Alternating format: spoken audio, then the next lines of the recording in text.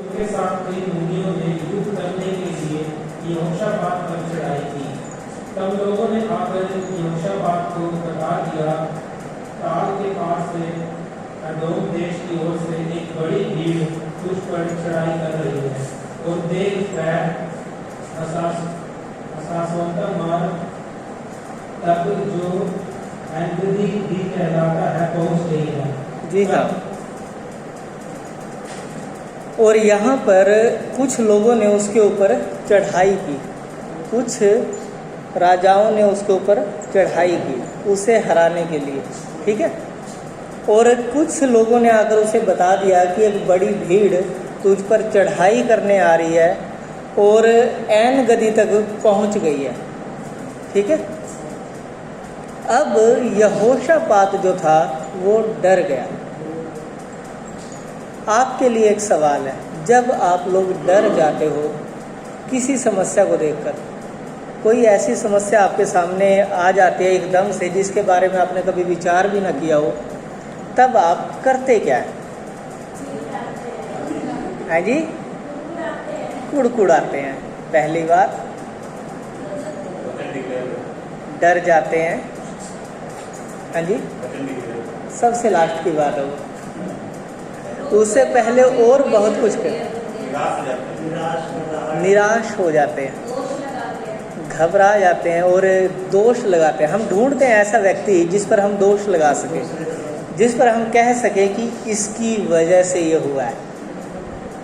ऐसा ही होता है, ठीक है। अब यहोशापात जो था वो आनंदित हो गया, ऐसा ही लिखा है ना, तो क्लियर करते रहा करो, मैं कभी भी गलत कर सकता हूँ। यहोशापात डर गया और यहोवा की खोज में लग गया। ये सबसे आश्चर्यजनक काम था जो इसने किया। एक राजा के तौर पे जब इसके सामने पूरी सेना खड़ी है इसे हराने के लिए, इसे ऑर्डर देना चाहिए अपनी सेना को कि फटाफट किले की घेराबंदी करो, नगर के चारों ओर फैल जाओ, किसी को अंदर नहीं आने देना। लेकिन ये क्या कर रहा है? हालेलुया, ये यहोवा की खोज में लग गया। फिर लिखा है और पूरे यहूदा में उपवास का प्रचार करवाया। कहता भी मैं तो बेला बैठूंगा और तुम भी बैठ जाओ। है ना मजेदार बात? मतलब कि क्या कर क्या रहा है ये? एक राजा किसने बना दिया इसको? खुद योद्धा है, कोई योद्धा वाली बात करो ना, जैसे हम लोग करते हैं। हमसे जो नहीं भी होता ना, हम वो भी करने की कोशिश करते हैं जब हमारे सामने समस्याएं आती हैं। हम परमेश्वर को सोचते हैं इसके बस का कुछ नहीं, तू साइड में हट, हम अपने आप देख लेंगे। इसलिए अपनी सारी चिंताओं की गठरी बनाकर हम अपने सर पर लाद के रखते हैं। एक बार क्या हुआ, एक बुजुर्ग महिला एक गठरी लेके जा रही थी बोझ की, तो एक लड़का एक गाड़ी लेके जा रहा था। उसने कहा कि माता जी आप बैठ जाओ गाड़ी में, वो होती ना पशु जोत के चलाते हैं जिसे बैलगाड़ी लेके आया वो। उसने कहा माता जी आप बैठ जाओ। अब वो बैठ गई उसके ऊपर और फिर भी गठरी ऊपर ही उठाए हुए है। अब उसने कहा माता जी आप गठरी तो नीचे रख लो, आप ऊपर बैठ के भी वजन उठाई जा रहे हो, कहाँ की अकलमंदी है ये? कहते ना बेटा, वैसे ही तेरे ऊपर पहले ही बादू बोझ डाल दिया मैंने, अब क्या अपना सारा बोझ भी तेरे ऊपर पा दूँ? इतनी भी बुरी नहीं हूँ मैं। यही काम हम करते हैं। अच्छे बनने के चक्कर में परमेश्वर को अपनी चिंताएं नहीं सौंपते, परमेश्वर को अपना डर नहीं सौंपते। इस वजह से हम डरते रहते हैं, इस वजह से हम हमेशा कमियों में रहते हैं, क्योंकि हमने कभी परमेश्वर को वो स्थान दिया ही नहीं जिसका वो हकदार है। कभी पहला स्थान परमेश्वर को दिया ही नहीं। हम योद्धा बनते हैं, अरे आगे लड़ने कोई बात नहीं, वो 4 मारेंगे एक तो हम भी मारेंगे, चलो लड़ते हैं। अरे भाई तुम ऐसे को बुला लो ना जो अकेला ही काफ़ी हो सबके लिए। अब इसने क्या किया, पूरे यहूदा को कह दिया कि आराम करो और उपवास करो, अपने गुनाहों की माफ़ी परमेश्वर से मांगो, और हो सकता है परमेश्वर हम सब पर दया करे। और यकीन मानना, यदि यहोवा उतर आया तो किसी और की औकात नहीं होगी यरूशलेम में पैर रख जाए। ये है परमेश्वर पर विश्वास। चलिए फिर पढ़ें चौथा वचन। यहूदी यहोवा से सहायता मांगने के लिए इकट्ठा हुए, वरन वे यहूदा के सब नगरों से यहोवा से भेंट करने को आए। तब यहोशापात यहोवा के भवन में नए आंगन के सामने यहूदियों और यरूशलेमियों की मंडली में खड़ा होकर यह कहने लगा, हे हमारे पितरों के परमेश्वर यहोवा, क्या तू स्वर्ग में परमेश्वर नहीं है? और क्या तू जाति जाति के सब राज्यों के ऊपर प्रभुता नहीं करता? और क्या तेरे हाथ में ऐसा बल और पराक्रम नहीं है कि तेरा सामना कोई नहीं कर सकता? हे प्रभु हमारे परमेश्वर, क्या तूने इस देश के निवासियों को अपनी प्रजा इस्राएल के सामने से निकाल कर इन्हें अपने बेटे अब्राहम के वंश को सदा के लिए नहीं दे दिया? वे इसमें बस गए और इसमें तेरे नाम का एक पवित्र स्थान बनाकर कहा, यदि तलवार या मरी अथवा अकाल या और कोई विपत्ति हम पर पड़े, तो भी हम किसी भवन के सामने और तेरे सामने, तेरा नाम तो इस भवन में बसा है, खड़े होकर अपने कलेशों के कारण तेरी गवाही देंगे और तू सुनकर बचाएगा। जी हाँ, अब सुनिए, मुझे इसमें सबसे पहले जो वचन हमने पढ़ा ये सबसे बढ़िया लगता है। अतः यहूदी यहोवा से सहायता मांगने के लिए इकट्ठा हुए। पहली बात, उन्होंने संगति की। गौर करते रहना, सारी चीज़ें इंपॉर्टेंट मिलेंगी। वो सब इकट्ठा हुए, वरन वे यहूदा के सब नगरों से, कोई नगर नहीं बचा, हर एक नगर से बंदे वहाँ पर आ गए। अब इस चीज़ में और आनंद आता है कि सामने सेना खड़ी है और ये लोग अपने नगरों को छोड़कर आ गए। कोई भी आओ लूट लो। क्या मतलब कि हो क्या रहा है? एक भी व्यक्ति को ये नहीं कि मेरे घर की रक्षा कौन करेगा। हर कोई कहाँ पर आ रहा है? ये लाइन मायने रखती है। नहीं, सब नगरों से यहोवा से भेंट करने को आए, यहोवा से मिलने को आए। हालेलुया। जब आपके ऊपर डर राज करता है तब आप किससे मिलने जाते हैं? ये मायने रखता है। यदि आप लोगों से मिलने जाएंगे वो डर बढ़ता चला जाएगा, और यदि आप यहोवा से मिलेंगे वो डर आपको नहीं मिलेगा। दो ही बातें हैं, या तो आप लोगों से मिलो आपको डर मिलेगा, या फिर आप यहोवा से मिलो आपको डर नहीं मिलेगा, आपका डर चला जाएगा। फिर यहोशापात कुछ सवाल रखता है और जिसके जवाब भी इसी लाइन में है। जवाब क्या है? यहोशापात ने कहा, हे हमारे पितरों के परमेश्वर यहोवा, तू स्वर्ग में परमेश्वर है। ये जवाब है, वो सवाल है, मैं जवाब दे रहा हूँ। तू स्वर्ग में परमेश्वर है, तू जाति जाति के सब राज्यों के ऊपर प्रभुता करता है। यानी कि कोई सी भी ऐसी जाति नहीं जो तेरी मर्जी के बगैर हमारा कुछ बिगाड़ ले। और तेरे हाथ में ऐसा बल और पराक्रम है कि तेरा सामना कोई नहीं कर सकता। हे हमारे परमेश्वर, तूने इस देश के निवासियों को अपनी प्रजा इस्राएल के सामने से निकालकर अपने मित्र अब्राहम के वंश को सदा के लिए दे दिया है। अब ये साथ में तो परमेश्वर की स्तुति कर रहा है, साथ में उसके वायदों को याद दिला रहा है, और साथ में आज्ञाएं याद दिला रहा है कि ये सब तेरी ही कही हुई बातें हैं। अब जब हमारे ऊपर ये विपत्ति पड़ी है तो हम इस पवित्र स्थान में इकट्ठा हो चुके, जिसके विषय में कहा गया था यदि इसकी ओर मुंह करके भी कोई प्रार्थना करेगा तो तू उसकी सुनेगा। और आज हम यहाँ पर आ चुके, और आज ऐसा होगा नहीं कि तू हमारी ना सुने। अगर नहीं सुनेगा तो देख ले फिर रोने वाले बच्चे कितने हैं, कान खा जाना है आज रो रो के। और फिर क्या हुआ, आगे जब देखते हैं इसमें हम पढ़ेंगे 12 वचन।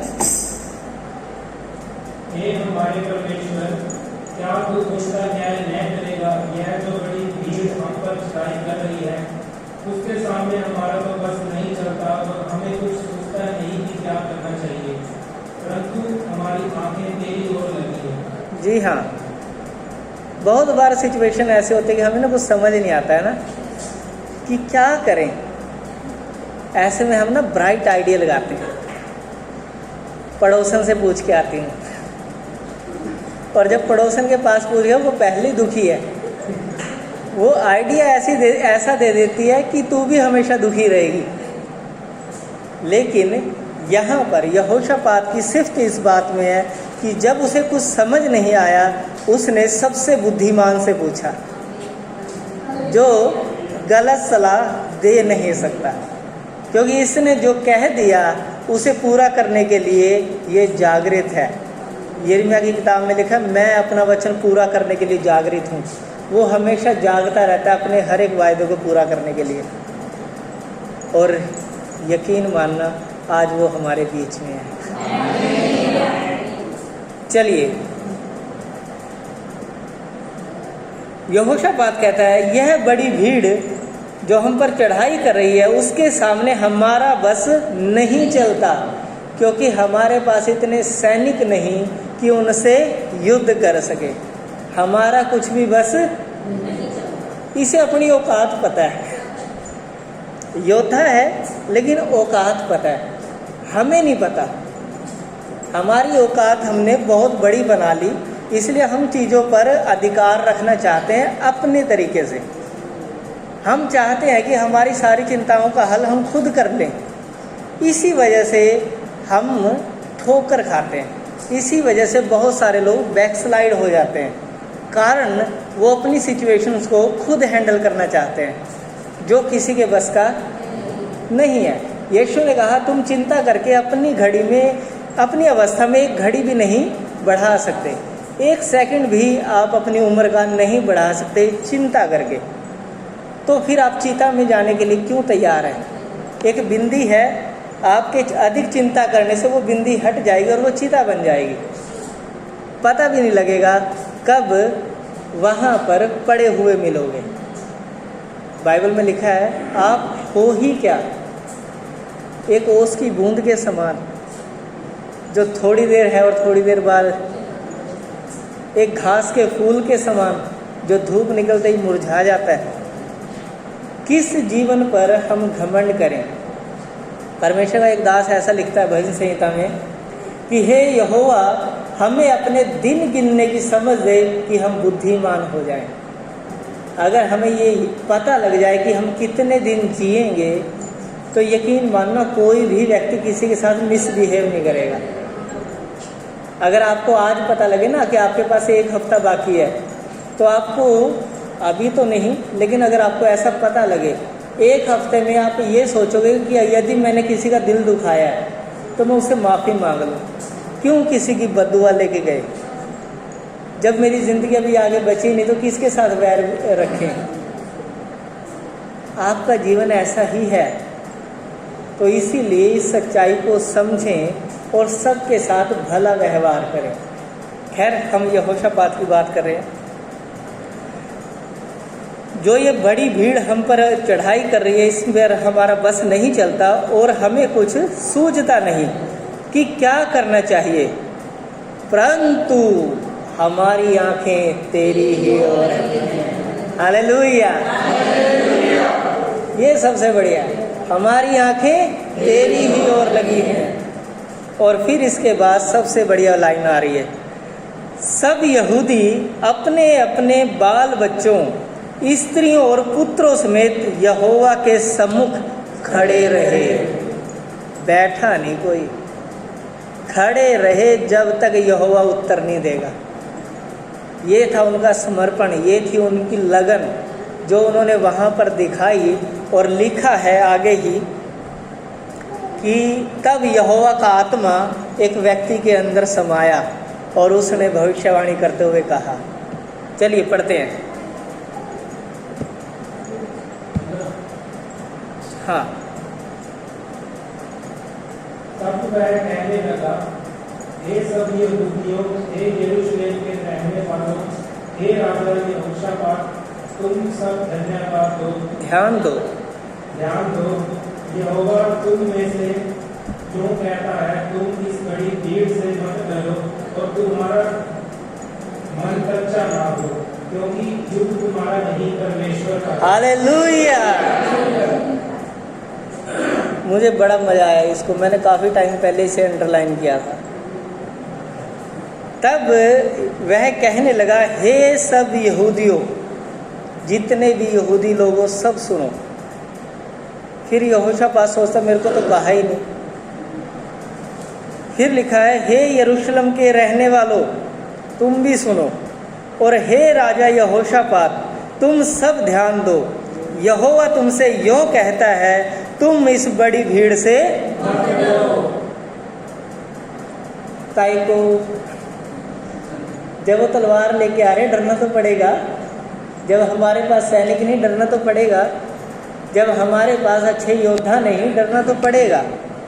जब हमारे पास जॉब नहीं डरना पड़ेगा। जब हमारे पास अकाउंट में बैलेंस नहीं डरना पड़ेगा। जब हमारे बच्चे निकम्मे निकल जाए डरना पड़ेगा।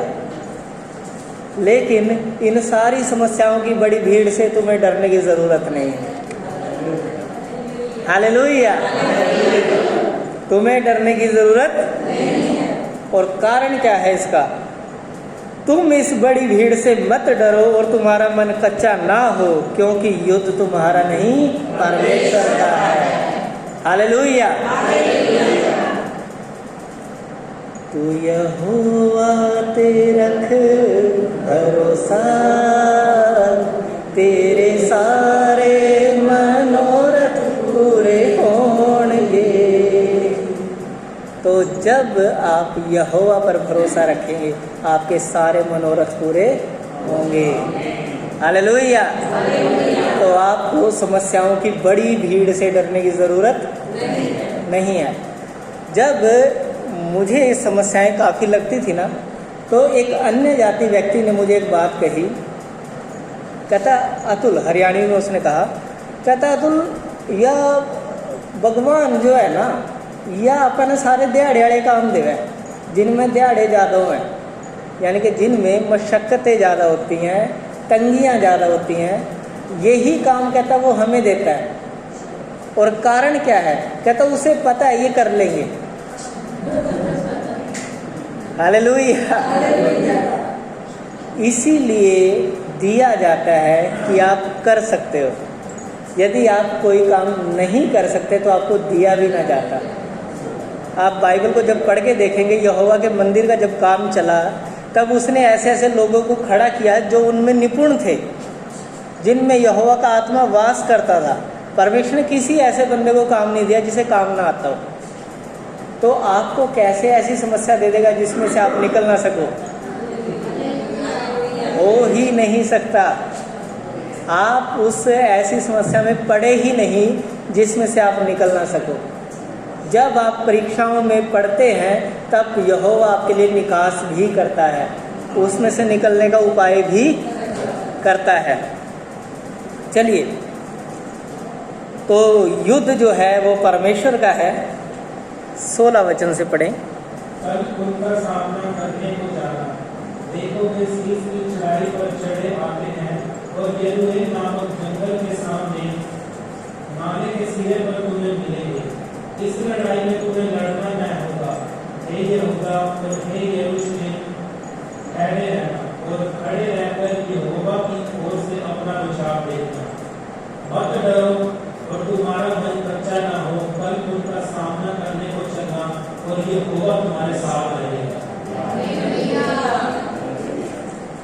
तब यहोशापात भूमि की ओर मुंह करके झुका और सब यहूदियों और यरूशलेम के निवासियों ने यहोवा के सामने गिर के यहोवा को दंडवत किया। कहातियों और कोरियों में से कुछ लेवियों नीचे खड़े होकर इस्राएल के परमेश्वर यहोवा की स्तुति अत्यंत ऊंचे स्वर से करने लगे। बस। तो अब परमेश्वर का जो आत्मा उस व्यक्ति के ऊपर समाया, उसके अंदर समाया, तो वो भविष्यवाणी करके बोलता है कि कल तुम जंगल में नाले के सिरे पे जाना, वहाँ पर तुम्हें वो सारी सेना मिलेगी। इस लड़ाई में तुम्हें लड़ना नहीं होगा। ये मज़ेदार बात है कि सामने से पूरी सेना हमसे लड़ने आ रही है, लेकिन हमें लड़ना नहीं है। अब मुझे फीलिंग ये आई थी कि आगे क्या होगा, यीशु मसीह का प्रचार चलेगा कि एक गाल पर लगे तो दूसरा भी आगे कर देना, भी तुम्हें सिर्फ जाके खड़े होना, वो तुम्हें मार देंगे आप ही, तुम्हें लड़ने की ज़रूरत नहीं है। लेकिन यहाँ पर कुछ और हुआ। परमेश्वर का वचन कहता है, हे यहूदा और ये हे यरूशलेम, ठहरे रहना, ठहरे रहना, भागना मत। क्योंकि भागने के लिए किसी और को पॉइंट किया गया है, आप लोगों को नहीं। ठीक है, ठहरे रहना और खड़े रहकर, बैठना भी नहीं है, गिरना भी नहीं है, झुकना भी नहीं है, खड़े रहना है और यहोवा की ओर से अपना बचाव देखना। डरो मत, चुपचाप खड़े रहो, खुदा की नजात के काम देखो। वही सेम बात जो वहाँ पर थी, वही सेम बात यहाँ पर है। वही सिचुएशन वहाँ पर थी, वही सिचुएशन यहाँ पर है। मूसा को भी कहा गया था, इज़राइलियों को उस समय भी कहा गया था कि डरना मत, खड़े रहो और वो उद्धार का काम देखो जो यहोवा तुम्हारे मध्य करने पर है, और तुम्हें लड़ना नहीं हो। वहाँ पर भी उन्हें लड़ना नहीं पड़ा था, पूरी सेना नाश हो गई थी और इतिहास एक बार फिर से अपने आप को दोहराने जा रहा था। और देखिए, मत डरो और तुम्हारा मन कच्चा ना हो। अब इसका क्या कारण है कि क्यों ना डरे हम? हो सकता है इस बंदे ने पौवा लगा लिया हो सकता है झूठी भविष्यवाणी कर रहा हो। क्यों ना डरे? आगे की लाइन बताती है, कल उनका सामना करने को चलना और यहोवा तुम्हारे साथ रहेगा। अब कई बार क्या होता है, लोगों के लिए भविष्यवाणियाँ होती हैं, या फिर यूँ राष्ट्रों के लिए भविष्यवाणियाँ होती हैं, लेकिन वो लोग विश्वास की कमी के कारण उस पर खरे नहीं उतरते। अब यहोशापात ने क्या किया? तब यहोशापात भूमि की ओर मुँह करके झुका और सब यहूदियों और यरूशलेम के निवासियों ने यहोवा के सामने गिर के यहोवा को दंडवत किया। अब झुकने का टाइम है, पहले झुकने का टाइम नहीं था, इसलिए सारे अपने बीवी बच्चों के साथ खड़े रहे कि जब तक यहोवा उत्तर नहीं देगा हम खड़े हैं। जैसे ही यहोवा की ओर से उत्तर आया तभी सबने दंडवत किया। यानी कि जब आपका पेट भर जाए तब धन्यवाद करो। हालेलुया। फिर लिखा है, कुछ लोगों ने वहाँ पर परमेश्वर की स्तुति अत्यंत ऊंचे स्वर से करनी शुरू कर दी। फिर 20 वचन में यहोशापात कुछ समझा रहा है इजरायली लोगों को, या फिर यूँ कहें कि यहोशापात समझा रहा है आप लोगों को। चलिए पढ़ें। वे सवेरे उठकर तपुआ के जंगल की ओर निकल गए और चलते समय यहोशापात ने खड़े होकर कहा, हे यहूदियों, हे यरूशलेम के निवासियों, मेरी सुनो, अपने परमेश्वर यहोवा पर विश्वास रखो, तब तुम स्थिर रहोगे, उसके नबियों की प्रतीति करो, तब तुम कृतार्थ हो जाओगे। तब उसने प्रजा के साथ संमति करके पितरों को ठहराया, जो कि पवित्रता से शोभायाम होकर हथियार बंदों के आगे आगे चलते हुए यहोवा के गीत गाएं और यह कहते हुए उसकी स्तुति करें, यहोवा का धन्यवाद करो, क्योंकि उसकी करुणा सदा की है। युद्ध के मैदान में जा रहे हैं बॉस, और क्या कर रहे हैं कि सैनिक तो पीछे हैं, हथियार बंद पीछे हैं। कहता आगे स्तुति करने वालों को खड़ा करो, जो ऊंचे स्वर से स्तुति करें, यहोवा का धन्यवाद करो, क्योंकि उसकी करुणा बदलती नहीं है। वो कल भी करने योग्य था, वो आज भी कर सकता है, और वो अभी भी करेगा। हालेलुया। चलिए, तो ये था यहोशापात का चैप्टर, जिसने हमें बड़ा उत्साहित किया अपने कार्यों के द्वारा जो उसने किए। अब इसका फल क्या निकल के आया? क्या ऐसा हुआ कि ये लोग बचे या ये सब मारे गए? पढ़ते हैं, अगले एपिसोड के लिए कुछ नहीं छोड़ेंगे। 22-23। जिस समय वे गाकर स्तुति करने लगे, उसी समय यहोवा ने अम्मोनियों, मोआबियों को सेईर के पहाड़ देश के लोगों पर, जो यहोवा के विरुद्ध आ रहे थे, घातों को बिठा दिया और वे मारे गए। क्योंकि अम्मोनियों और मोआबियों ने सेईर पहाड़ी देश के निवासियों को डराने और सत्यानाश करने के लिए उन पर चढ़ाई की। और जब वे सेईर के पहाड़ी देश के निवासियों का अंत कर चुके, तब उन सबों ने एक दूसरों का नाश करने में हाथ लगाया। हालेलुया। काम, एक मिनट रुक जाइए। काम कहाँ शुरू हुआ? जैसे ही लिखा है, जिस समय वे गाकर स्तुति करने लगे। बहुत सारे लोग स्तुति के समय सो रहे होते हैं। बहुत सारे लोग कि ऐसे ऐसे होते हैं मेरी तरह, आवाज़ आ जाएगी तो किसी का ध्यान भंग हो जाएगा ना, बड़े आराम से बजानी होती है। बहुत सारे लोग स्तुति करने में हिचकिचाते हैं, और बाइबल ऐसा बता रही है, जिस समय वे गाकर स्तुति करने लगे उसी समय,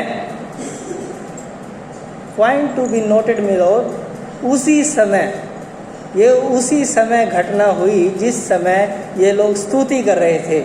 जिस समय नई वाचा प्रार्थना भवन के लोग स्तुति कर रहे थे, इनके बंधन टूट गए मिलोर, उसी समय ये लोग आज़ाद हो गए, उसी समय इनकी बीमारियां चली गई, उसी समय ये आशीष पा गए। ये उसी समय हुआ जब ये स्तुति कर रहे थे, क्योंकि उसकी करुणा सदा की है। हालेलुया। जैसे ही ये स्तुति करने लगे, परमेश्वर ने उधर काम शुरू किया और रास्ते में घातकों को बिठाया और लोग मारे गए। और क्या हुआ कि जब जो लोग यहोशापात पर आक्रमण करने आए थे, उन्होंने कुछ लोगों को मारने के बाद एक दूसरे को मारना चालू कर दिया, और सारी सेना समाप्त, कोई बचा नहीं। क्या कहा था यहोशापात को? तुझे लड़ना नहीं पड़ेगा। मतलब कि एक तरफ तो परमेश्वर कहता है पौलुस के द्वारा, जो काम ना करे वो खाने भी ना पाए, दूसरी तरफ कहता है तुम बिना करे खाओ। और क्यों कह रहा हूँ आगे देखते हैं। चलिए मैं पढ़ देता हूँ। जब यहूदियों ने जंगल की चौकी पर पहुंचकर उस बड़ी भीड़ की ओर दृष्टि की, तब क्या देखा कि भूमि पर पड़े हुए शव हैं और कोई नहीं बचा। ध्यान रखना, बोला गया था तुम्हें लड़ना नहीं पड़ेगा। कोई घायल व्यक्ति भी नहीं बचा, सारे के सारे मारे गए, लाशें ही लाशें। तब यहोशापात और उसकी प्रजा लूट लेने को गए, यानी कि अब तो बस लाशें हैं तो चलो लूट लेते हैं इनको, जो जो सामान है हमारे काम आ जाएगा। और फिर क्या लिखा है? और शवों के बीच बहुत सी संपत्ति और मन भावने गहने मिले। अब गहने लेके कौन लड़ाई पर जाता है, ये मुझे समझ नहीं आया। मतलब कि परमेश्वर ने पहले इन लोगों को तैयार किया हुआ है कि अपने साथ धन दौलत लेके जाओ भाई, यहोशापात को जरूरत पड़ेगी। चलिए जो भी था, हो सकता है इन्होंने सेईर जो इन्होंने उजाड़ा वहां से लूटे हों और वो इनके हाथ लगा हो। अब फिर लिखा है मन भावने गहने मिले, उन्होंने इतने गहने उतार लिए कि उनको न ले जा सके, वरन लूट इतनी मिली कि बटोरते बटोरते 3 दिन बीत गए। कोई रजाएगा ऐसे यहोवा के जैसे? नथुनों तक भर देगा वो आपको, खिला खिला के इतना देगा वो आपको। फिर लिखा है, चौथे दिन वे बराका नामक तराई में इकट्ठा हुए और वहाँ यहोवा का धन्यवाद किया। इस कारण उस स्थान का नाम बराका की तराई पड़ा, जो आज तक है, अर्थात धन्यवाद। बराका मतलब धन्यवाद या आशीष। फिर तब वे अर्थात यहूदा और यरूशलेम नगर के सब पुरुष उनके आगे आगे यहोशापात आनंद के साथ यरूशलेम लौटे, क्योंकि यहोवा ने उन्हें शत्रुओं पर आनंदित किया था। विजयी नहीं किया था, आनंदित किया था, क्योंकि लड़ते तो विजयी होते ना। अब उन्हें आनंद मनाने का मौका, तुम्हें करने की जरूरत नहीं है, आराम से आनंद मनाओ। कितना महान है हमारा परमेश्वर। फिर लिखा आता है, वे सारंगियां, वीणाएं और तुरियां बजाते हुए यरूशलेम में यहोवा के भवन को आए। जब देश देश के सब राज्यों के लोगों ने सुना कि इज़राइल के शत्रुओं से यहोवा लड़ा, तब उनके मन में परमेश्वर का डर समा गया। हालेलुया। अगर ये कहा जाता ना यहोशापात लड़ा, कोई 2-4 राजा उठकर और आ जाते, हम लड़ते हैं उसके साथ, उसकी कितनी हिम्मत होगी? इतना सा तो राजा है वो। लेकिन जब उन्हें पता लगा यहोवा लड़ा, उनके अंदर डर समा गया। तो जब आपकी ओर से यहोवा लड़ेगा, तब आपके विरोधियों का नाश होगा। जब आप लड़ोगे, तब विरोधियों का उदय होगा। जितना आप लड़ने की कोशिश करोगे, आपके विरोधी बढ़ते चले जाएंगे। जब यहोवा आपकी ओर से लड़ेगा, आपकी ओर कोई ताक भी नहीं पाएगा। हालेलुया। क्योंकि उसकी करुणा सदा की है। हम बार बार कह रहे हैं, चलो एक वचन पढ़ लेते हैं, विलाप गीत 3 अध्याय 22 वचन। विलाप गीत, रोने का गीत, 3 अध्याय 22 वचन, 964 पेज नंबर।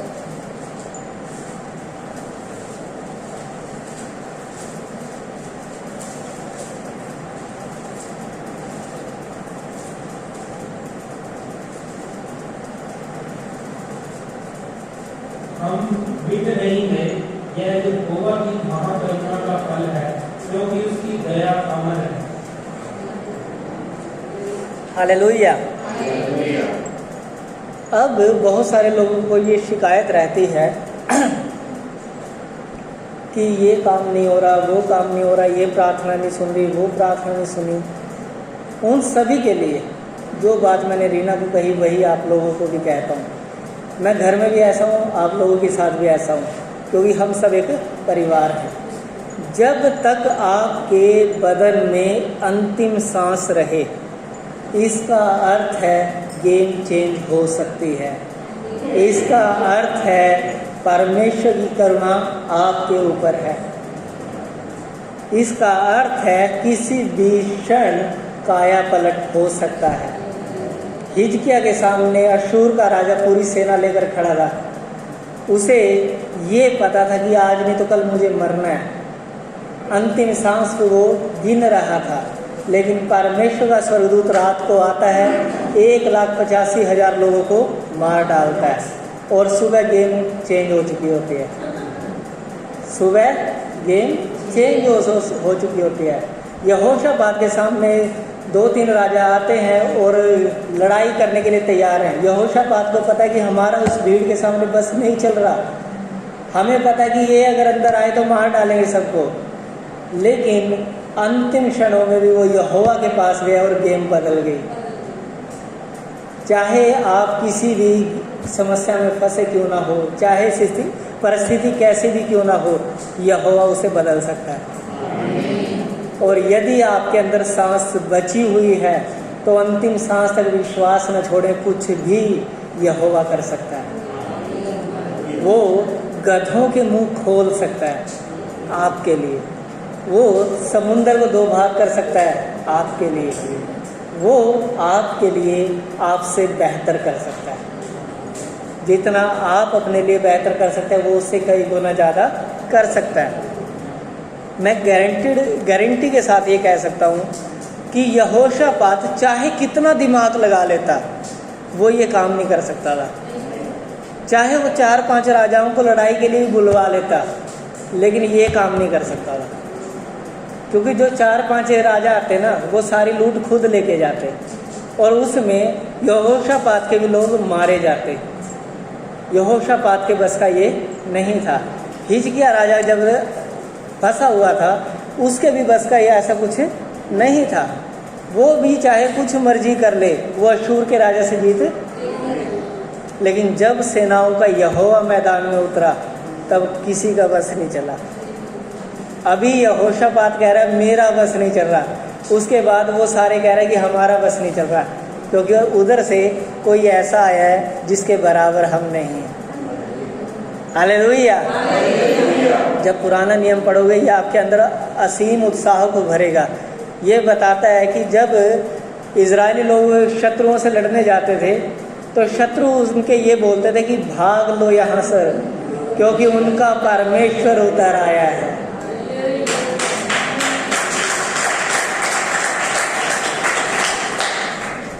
और जैसे ही यहोवा उतरता था वहाँ पर कोई खड़ा नहीं रह सकता था। तो हम मिट नहीं गए, यह यहोवा की महाकरुणा है,